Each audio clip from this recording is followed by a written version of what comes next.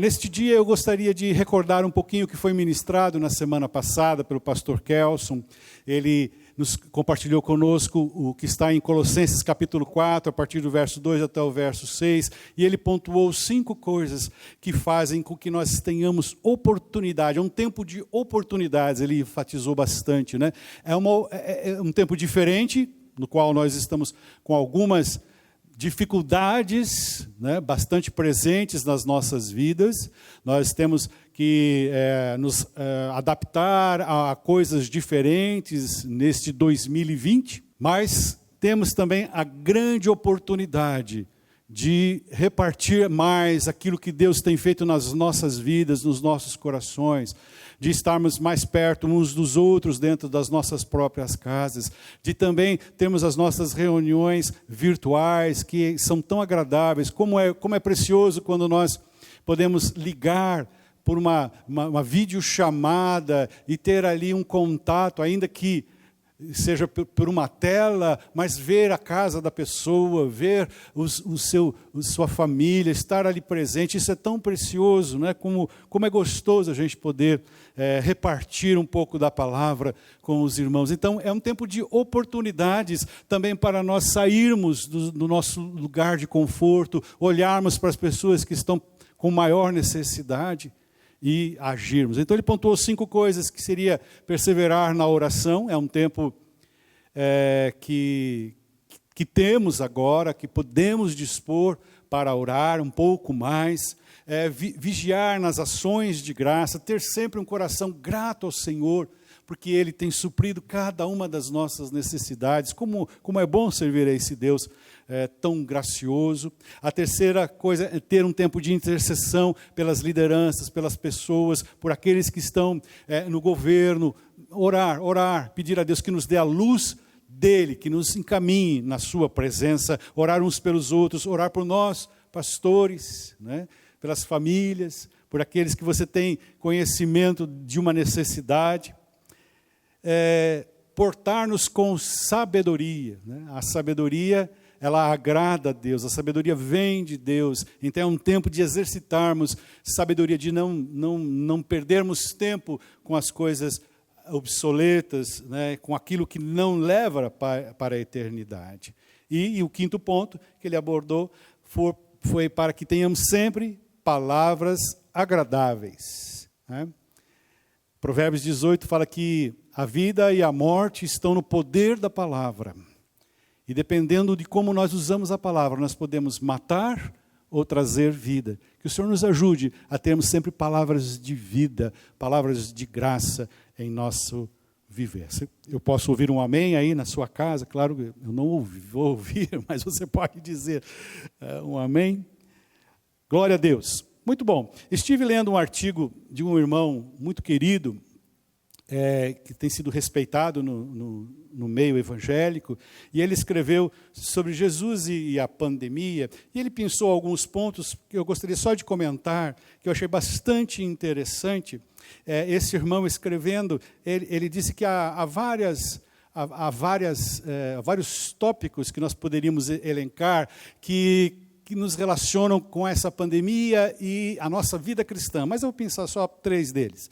Ele fala que essa pandemia é uma ilustração, uma espécie de demonstração do que está acontecendo no horror imoral da humanidade. Então, é como se fosse um reflexo da imoralidade que está acontecendo ao redor de todo mundo. Eu achei bastante interessante essa abordagem, que a pandemia, que estamos passando aqui em 2020, está refletindo de alguma maneira a imoralidade que graça por toda a sociedade, toda a humanidade. Essa é outra coisa que ele falou que nos diz respeito, né?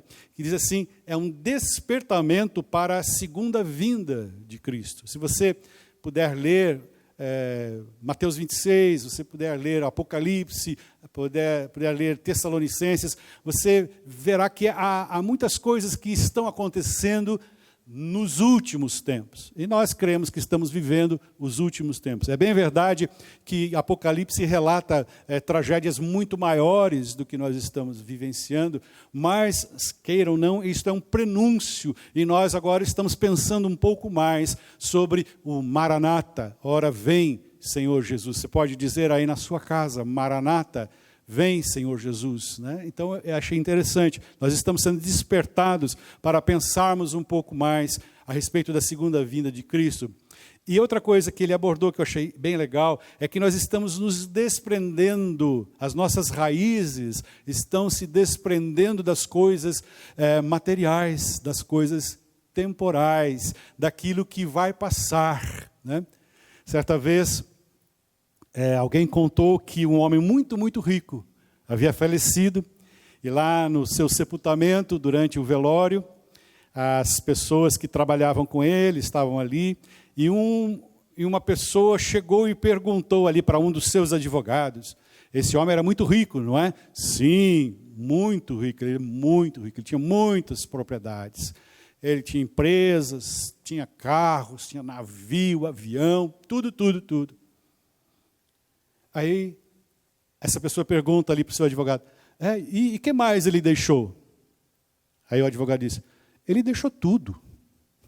Ele não levou nada. Então, não leva-se nada.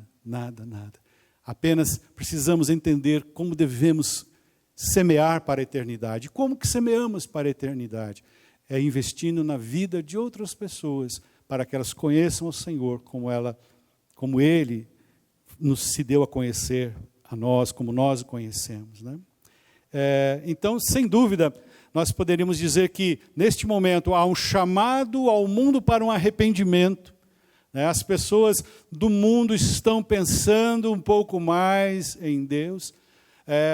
Deus está permitindo que as pessoas reflitam um pouco mais sobre a fugacidade da vida, a brevidade da vida, e talvez pensando um pouco mais na eternidade. E essa é a nossa oportunidade de falar com essas pessoas, dizendo, há um Deus que nos ama e que prometeu vida eterna a todo aquele que receber o seu Filho como Senhor e Salvador. Então, grande oportunidade que eu e você estamos tendo nesses dias para falar e viver do amor de Deus. Então, ao mundo há uma palavra de arrependimento. E a nós, que já, pela graça, misericórdia do Senhor, temos experimentado a salvação, a nós há um chamamento de santidade.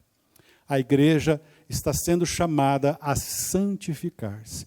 Não é mais tempo de ficar dividido, coração dividido entre as coisas do mundo, entre os pecadinhos de estimação e a santidade que Deus requer daqueles que andam na sua presença. A palavra nos ensina que o Senhor diz, sede santos, porque eu sou santo. E isto não significa levar uma vida isolada, não significa viver alienado do que está acontecendo, mas significa ter o seu coração reservado para Deus. Nós costumamos dizer que os nossos pés estão nesta terra, nossos pés estão vivenciando essa pandemia, essa dificuldade que estamos passando em termos econômicos, em termos políticos e tantas outras coisas. Nós vivenciamos isso, nós não estamos alienados disso, mas o nosso coração não está nisso. O nosso coração está na eternidade, porque nós temos uma palavra, nós temos o Espírito Santo de Deus em nós, e nós temos, pela fé, certeza de que estamos em Cristo Jesus. E isso não é um discurso escapista, mas é a verdade do cristianismo. A nossa pátria é celestial, queremos aqui mesmo que o Senhor haja neste lugar, mas o nosso coração está no Senhor. Amém? Você pode dizer amém aí? Obrigado, meu irmão. Queria convidar você a compartilhar com você um trecho num livro não muito buscado, né? Não é um livro muito ativado para os sermões, mas extremamente importante para nós, dando continuidade àquilo que foi ministrado domingo passado, sobre as características que nos farão produtivos no reino de Deus, que nos tornarão ativos na presença do Senhor. Queria te convidar a abrir lá na segunda carta de Pedro, Eu vou dar um tempinho para você chegar lá, porque ela fica bem escondidinha lá no finalzinho do Novo Testamento.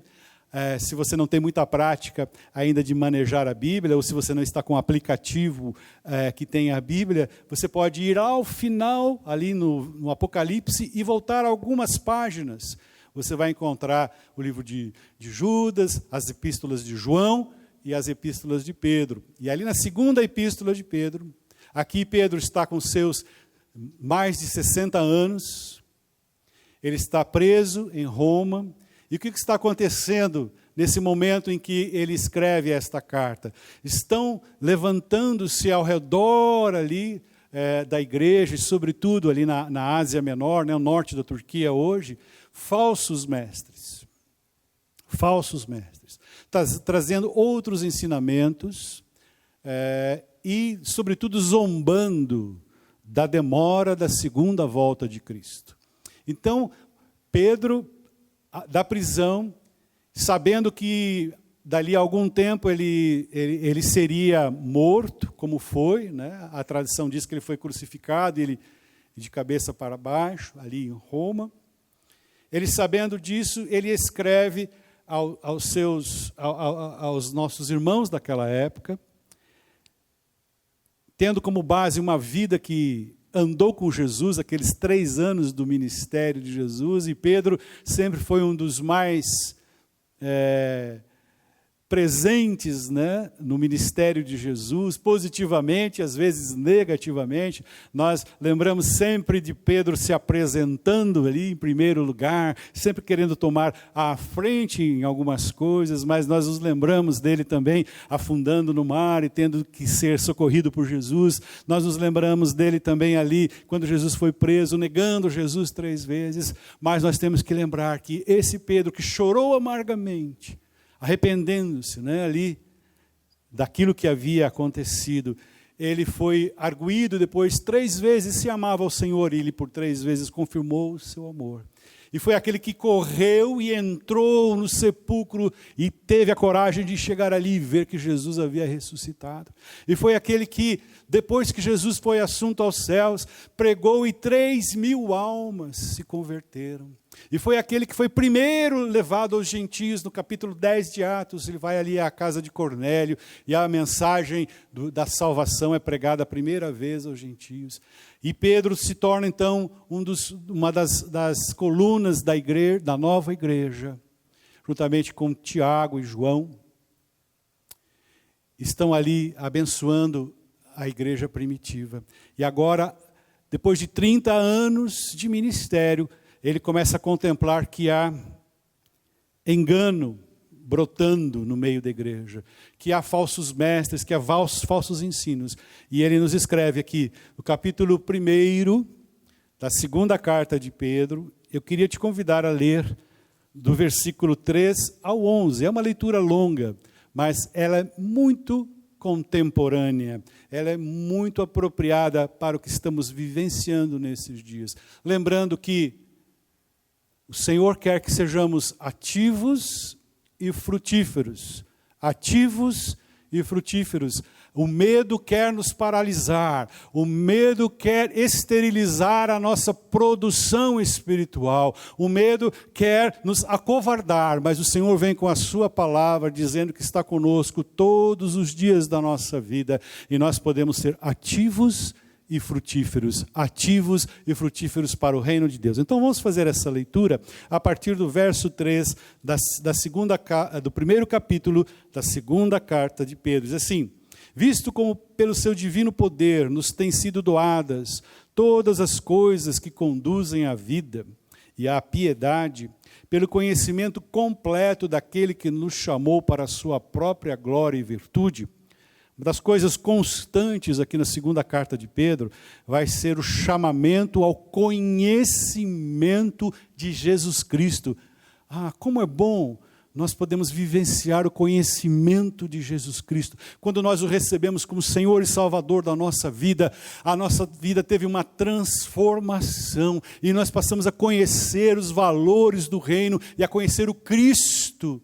o Redentor, o Salvador, que está em nossas vidas, e os nossos valores são mudados, deixamos de ser egocêntricos e passamos a ser cristocêntricos, agora estamos orbitando ao redor da vontade de Deus. É isto que Pedro está conclamando às pessoas: olha, o que vai trazer proteção contra o engano, o que vai trazer proteção contra a mentira sutil, contra as vozes que estão ao nosso redor. Quantas vozes estão hoje ao nosso redor, né? Quantas opiniões diferentes a respeito do mesmo assunto. Usa máscara, não usa máscara, distanciamento social, agrupamento social, cloroquina, não cloroquina,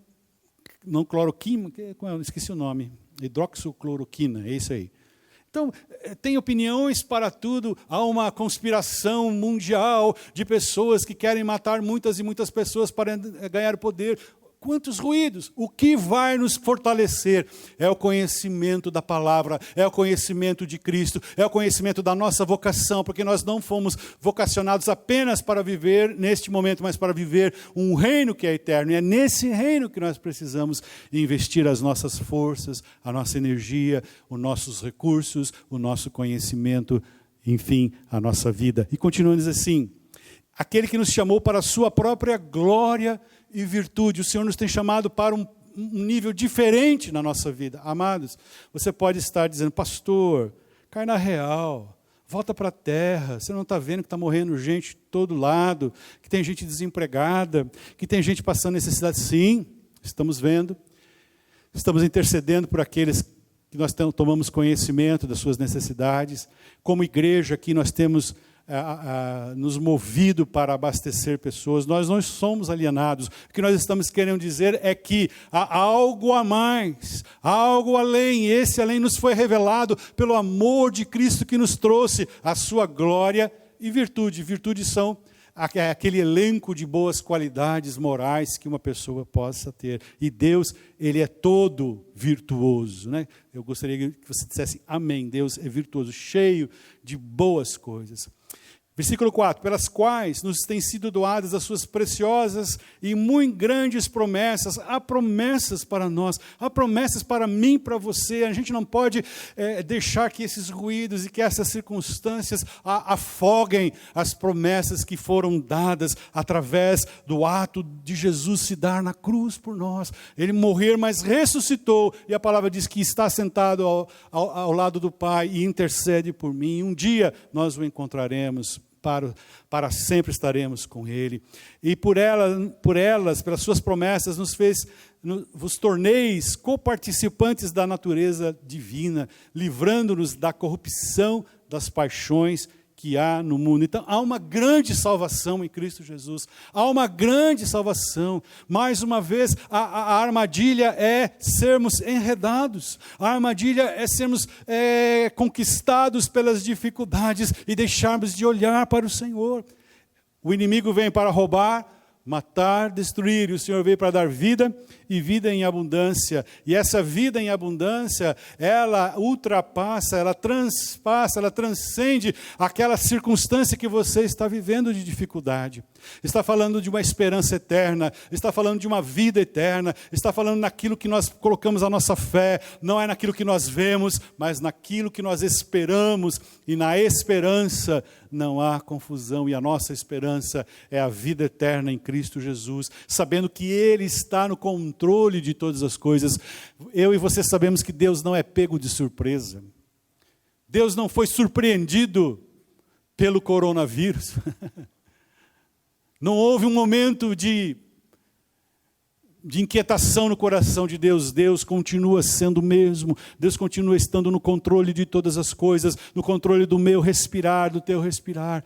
E como Tessalonicenses diz, quer durmamos, quer estejamos acordados, quer vivamos ou morramos, o Senhor está no controle de todas as coisas. O Senhor está no controle da sua vida, meu irmão, minha irmã. O Senhor te conhece desde quando você foi gerada no ventre da sua mãe, como fomos gerados, célula por célula, DNA. Ele sabe de todas as coisas e por isso você pode confiar nas suas promessas. E por isso mesmo, versículo 5, vós reunindo agora aqui há um elenco de 9 qualidades que você depois poderia fazer um paralelo com Gálatas capítulo 5 e as 9 características do fruto do Espírito. E aqui Pedro fala de 9 qualidades importantes para esse tempo. Por isso mesmo, vós, capítulo 1, versículo 5, reunindo toda diligência, né? Fala de sabedoria, fala de saber caminhar, fala de não andar neciamente, associai com a vossa fé. É isso que eu estou falando. O que é a fé? É a certeza das coisas que não se veem. A fé é aquilo que você sente. Nós não vemos Deus, mas nós o sentimos em nosso coração, nós o sentimos na vida do irmão, nós o sentimos na sua palavra. Que bênção termos a palavra de Deus escrita, para que nós possamos conhecer o caráter desse Deus maravilhoso. Isso é a fé que opera em nós e nos faz mover, a fé que vem do coração. Olha que lindo que é isso. Então, diligência é fé, a virtude que são aquelas qualidades morais, as boas qualidades morais. Aí Pedro vai falar, adicione isso à virtude também o conhecimento, ao conhecimento o domínio próprio, e ao domínio próprio a perseverança. Queria falar com você um pouquinho sobre perseverança. E para isso eu vou pedir que você visite dois textos mais da palavra de Deus.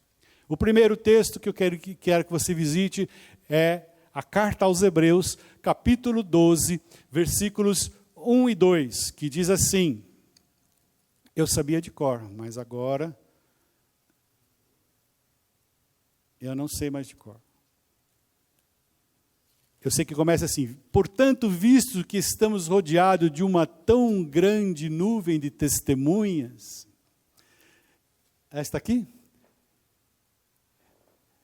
desembaraçando-nos de todo o peso, olha aqui, ó, tudo aquilo que nos embaraça, né? Todo o peso e do pecado que tenazmente nos assedia, corramos com perseverança, correr com perseverança. Sabe, Hebreus vai falar mais adiante, ou um pouquinho antes ele fala, nós não somos daqueles que desistem, nós não voltaremos, nós não retrocederemos, mas nós avançaremos, e avançaremos com uma característica que é esta, corramos com perseverança a carreira que nos está proposta. E o versículo 2 diz assim, olhando firmemente para o autor e consumador da fé. Olha a fé aparecendo aqui novamente, o qual, em troca da alegria que lhe estava proposta, suportou a cruz, não fazendo caso da vergonha, e está hoje assentado à destra do trono de Deus. Esse é um texto importantíssimo para nós. Corramos com perseverança. Isso vai agradar ao Senhor. Isso vai trazer glória ao seu nome. Correr com perseverança. Meu irmão, se você está desanimado neste dia, eu gostaria de te dar essa palavra de ânimo. O Senhor, neste dia, quer te visitar com uma força sobrenatural. E quando você curvar seus joelhos ou inclinar sua cabeça para orar, você irá sentir o fogo do Espírito Santo descendo na sua vida e reacendendo tudo aquilo que você tem ouvido e visto a respeito do Senhor, que é todo-poderoso. O outro texto que fala de perseverança é o texto que está na carta de Tiago, capítulo 1, versículos 2 e 4. Eu voltando um pouquinho aqui, né, o livro anterior. E esse é um texto bastante difícil, né, porque sugere da gente se alegrar no meio das dificuldades. Veja aqui o que esse irmão... É o próximo livro, né? Depois de Hebreus. Esse irmão nos escreveu, esse meio-irmão de Jesus escreve para nós, no primeiro capítulo da sua epístola, versículos 2, 3 e 4, assim, meus irmãos, tende por motivo de toda alegria o passardes por várias provações. Então, nós estamos no momento de provações, estamos no momento de oportunidades, é verdade, mas é um momento em que somos provados, inclusive na nossa fé. Tende por motivo de toda alegria ao passardes por várias provações, sabendo que a aprovação da vossa fé, uma vez confirmada, produz perseverança. Versículo 4. Ora, a perseverança deve ter ação completa para que sejais perfeitos. Para que sejais o quê? Perfeitos. E que mais? Sejais íntegros e em nada deficientes. Então, o caminhar com perseverança irá construir em nosso caráter a perfeição de Cristo, a integridade de Cristo, e em nada nós seremos deficientes. Voltando ali ao nosso texto de 2 Pedro, capítulo 1, versículos 6 diz assim: com o conhecimento você associa o domínio próprio. Domínio próprio é aquele controle, né, de você não ficar só reagindo, você não precisa ficar reagindo o tempo todo. Você pode simplesmente agir de acordo com a palavra de Deus. Fala da perseverança, que abordamos agora, e fala de piedade. Piedade também é um termo bem interessante, porque ele tem dois sentidos. Um primeiro sentido de piedade é ter compaixão das pessoas, né? Ter compaixão das outras vidas. Mas o outro significado, e é esse significado provavelmente que Pedro quis nos dar aqui, é ter uma vida de adoração a Deus. A pessoa piedosa é aquela pessoa que adora a Deus, é aquele que está cultuando a Deus, aquele que está ministrando diante de Deus, é aquele que tem prazer em estar na presença de Deus. Nós precisamos ser piedosos em ambos os sentidos, mas principalmente neste de ter prazer na presença do Senhor. Que nós não percamos esta oportunidade destes dias de demorarmos um pouquinho mais na presença de Deus, de termos prazer em estar falando com Ele e ter prazer em ouvi-lo através da palavra, ou ouvi-lo em nossos corações, ou ouvi-lo através de um sonho, buscando os louvores do Senhor, as coisas que dizem respeito ao nosso Deus, enchendo-nos disso, ao invés de nos encher de séries, de outras coisas, que tudo bem, não há problema. Mas vamos nos encher daquilo que levaremos para a eternidade. Continuando aqui, versículo 7, com a piedade e a fraternidade, o olhar horizontal, né? Fraternidade fala de perceber as pessoas que estão ao nosso redor, ver as necessidades uns dos outros. Liga, você tem aí uma lista no seu WhatsApp de tantas e tantas pessoas que gostariam de receber um alô seu. Esses dias mesmo, um irmão lá de São Paulo me ligou, a quem eu não vejo há muito tempo. E ele disse: olha, eu estava orando e eu pensei em você e resolvi ligar para você. Aquilo me fez tanto bem. Um irmão lá em São Paulo, que eu não vejo há alguns anos. Querido, ele liga e diz: como é bom falar, como é bom saber que você está bem. E quantas vezes nós ligamos para alguma pessoa e aquela pessoa: pastor, ou irmão, a sua ligação é tão preciosa. Vamos aproveitar essa oportunidade. Você deve ter um plano aí no seu celular que não cobra nada para chamar outro celular, né? Mesmo de outra operadora. Aproveite, meu irmão.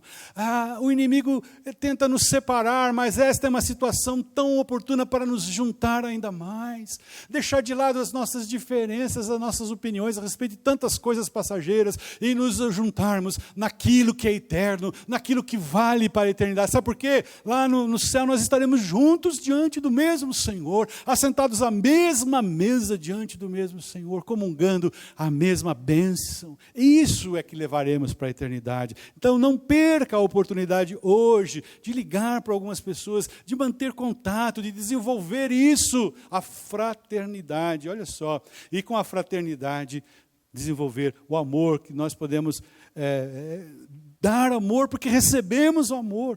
A palavra diz que nós amamos porque Ele nos amou primeiro. Primeiro nós fomos amados e agora nós podemos também demonstrar amor para com as vidas. O amor de Deus na minha vida e na sua vida. Para quê? E aqui então eu quero encerrar dizendo: porque estas coisas, versículo 8, estas coisas sobre as quais nós poderíamos falar muito mais, né? Tem uma pregação sobre cada um aqui, na verdade. Porque estas coisas existindo em vós e aumentando, e em vós aumentando, né, sendo desenvolvidas, fazem com que não sejais nem inativos e nem infrutuosos no pleno conhecimento. Outra vez, Pedro falando sobre conhecimento do nosso Senhor Jesus Cristo. Então, por vezes, a nossa vida está inativa, estamos infrutuosos, porque não observamos tantas e ricas bênçãos que temos recebido do nosso Senhor, porque não damos conta de que fomos chamados para a sua glória e virtude. Glória e virtude, Ele nos chamou para isso, para experimentarmos isso.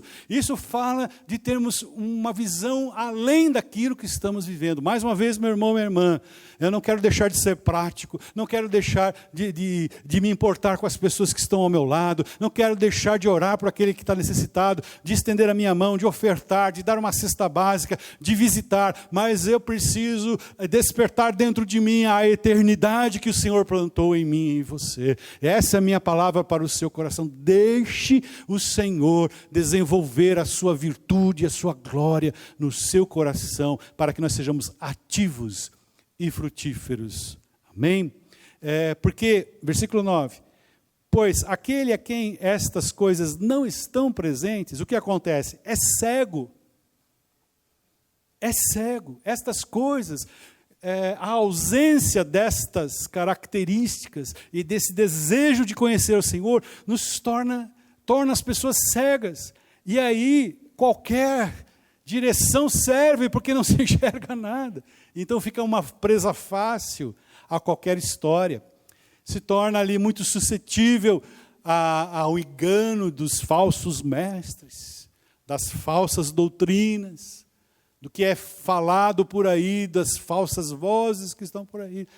É uma proteção, é uma segurança estar conhecendo ao Senhor. E como nós fazemos isso? Numa vida de oração, numa vida piedosa, numa vida de leitura da palavra, numa vida de busca, de fazer morrer a velha natureza, para que a nova natureza de Cristo seja cada vez mais presente na minha vida e na sua vida. Eu quero te abençoar nesse dia com essa palavra, dizendo que o Senhor, Ele está atento à sua necessidade, Ele está atento àquilo que está acontecendo com você. Ele não deixa absolutamente nada passar desapercebidamente, mas Ele está no controle de tudo. Pode imaginar o que você quiser, o que você conseguir. O Senhor conhece, o Senhor sabe, e Ele te conhece. Ele sabe exatamente o que está passando no seu coração, na sua vida, e Ele é poderoso. Nós lemos que Ele é poderoso para fazer infinitamente além daquilo que nós pedimos e pensamos. Você crê nisso? Você deseja isso? Então, abra mais o seu coração. E versículo 10 do capítulo 1 de 2 Pedro diz assim: portanto, irmãos, procurai com diligência cada vez maior. Olha como ele é enfático na questão da diligência, né? Confirmar a vossa vocação, a vossa eleição. Não, e procedendo assim, não tropeçareis em tempo algum.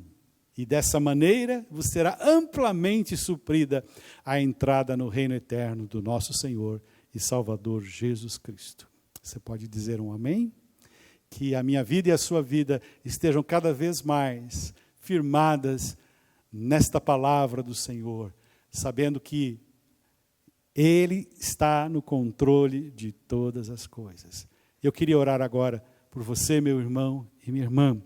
Queria também orar por você que ainda não entregou a sua vida ao Senhor Jesus. Se você está me ouvindo hoje e gostaria de conhecer esse Senhor que nos dá esperança, esse Senhor que nos salvou, esse Senhor que nos chamou das trevas para a sua maravilhosa luz, eu gostaria que você pudesse entrar nos links que estão aqui nos nossos canais e preencher ali a um formulário que nos levará a ter contato com você, para orarmos, para que você conheça mais esse Jesus, para que você entregue mesmo totalmente a sua vida a Ele. Baixe sua cabeça onde você estiver e vamos orar nesse momento. Pai, há tantas coisas lindas aqui a serem digeridas, a serem degustadas no nosso coração. Eu te peço que o Teu Espírito Santo esteja completando a obra na vida dos meus irmãos que estão nos vendo, que estão nos ouvindo nesta hora. e que a tua graça inunde cada lar, cada vida que está conectada nesta hora, Senhor. Pai, essa alegria encha os seus corações, de tal maneira, Pai, que fique, Pai, indiscutível a tua presença nos nossos vidas, Pai. Nós desejamos que o teu nome seja honrado através de nós. E você que ainda não entregou a sua vida a Jesus, faça comigo essa oração. Repita depois de mim. Diga o seguinte: Senhor Jesus, neste dia eu te recebo como Senhor e como Salvador da minha vida. Perdoa os meus pecados e me recebe como teu filho. Amém. Que o Senhor abençoe a sua casa, a sua família neste dia. Receba aí a bênção do Senhor, em nome de Jesus. Deus te abençoe.